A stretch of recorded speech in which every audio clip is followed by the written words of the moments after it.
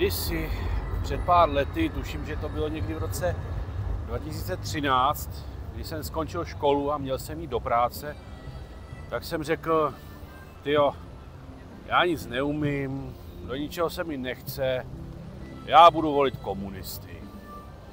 Můj táta to slyšel a řekl, no hele, tvoje úvaha je velmi logická, ale teda není to pro tebe ponižující.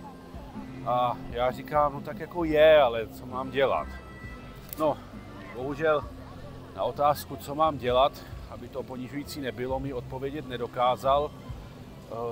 Nicméně toto pro mě bylo značné uvědomění. A říkal jsem si, tyjo, ono, kdo je líný a neschopný, a to jsem tehdy já byl, tak ten mnohem víc volá, aby se o něj někdo postaral. No a pak volí komunisty nebo Babiše, protože ti slibují, že se postarají.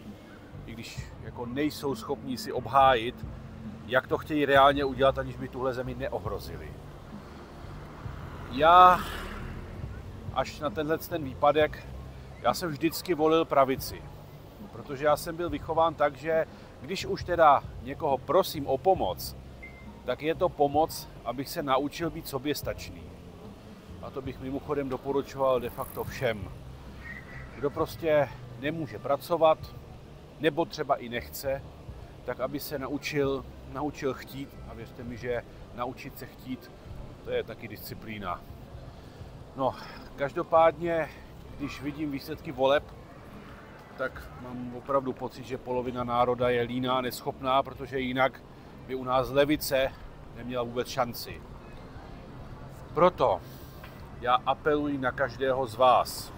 Hledejte způsob, jak se o sebe postarat a nedoufejte, že to za vás udělá vláda.